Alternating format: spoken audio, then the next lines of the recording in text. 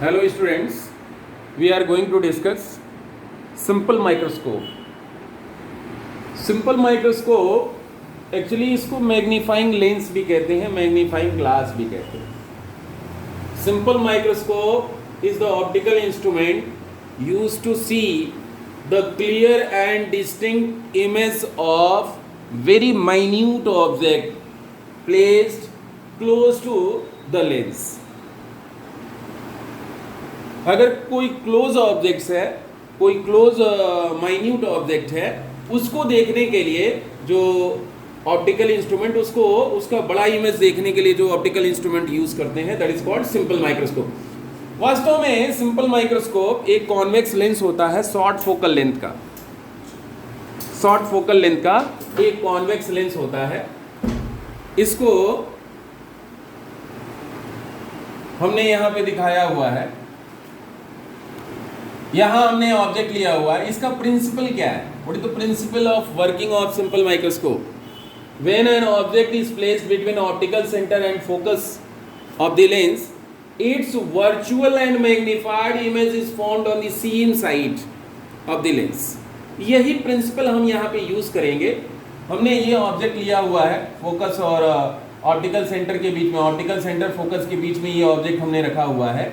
और आप देखें इससे जो पैरेलल रे चल रही है आफ्टर रिफ्रैक्शन, ये फोकस से पास कर रही है, इसके सेकंड फोकस से पास कर रही है, और जो ऑप्टिकल सेंटर से पास कर रही है वो स्ट्रेट निकल जा रही है. आप देखें आगे तो कहीं ये रेज मिलने वाली नहीं, तो पीछे बैक करेंगे तो यहाँ ये मिलेंगी. इसका मतलब पॉइंट बी का इमेज आपको बी डैश पे मिलेगा. इसी तरह से हम ए का इमेज सिमेट्रिकली ए डैश पे बना लेंगे. यानी ये वर्चुअल मैग्नीफाइड इमेज है जिसको आप यहाँ से देख सकते हो. आप यहां से देख सकते हैं ये वर्चुअल मैग्नीफाइड इमेज है. दिस इज द रे diagram for the image formation of very small object by simple microscope.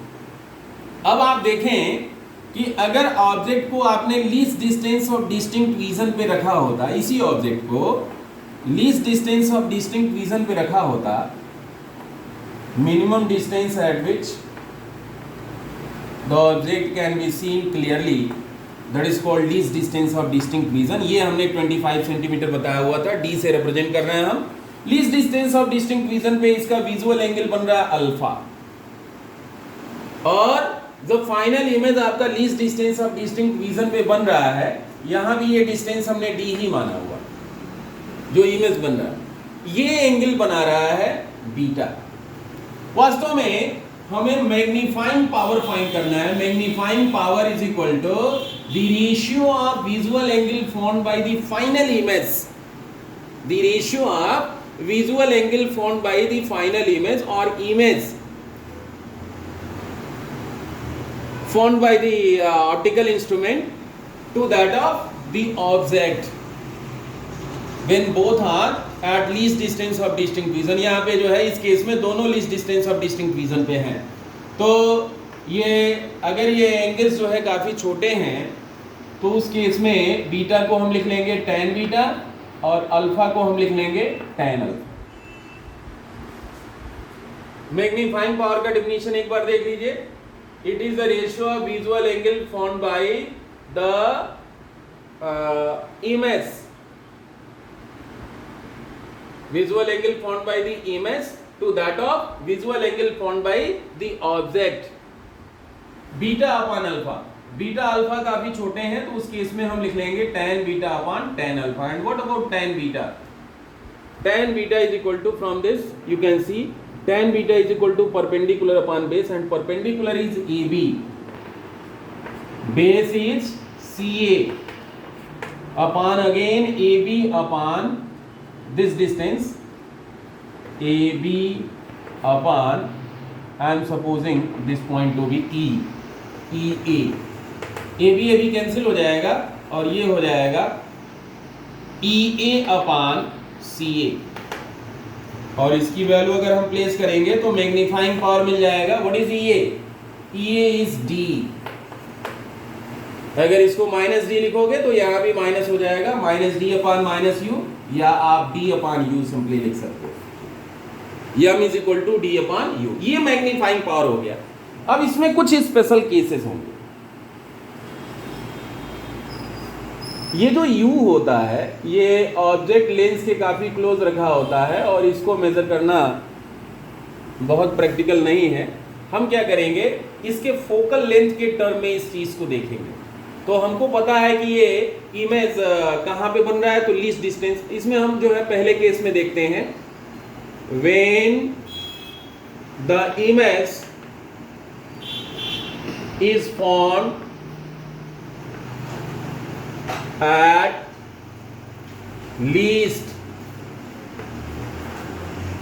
distance of distinct vision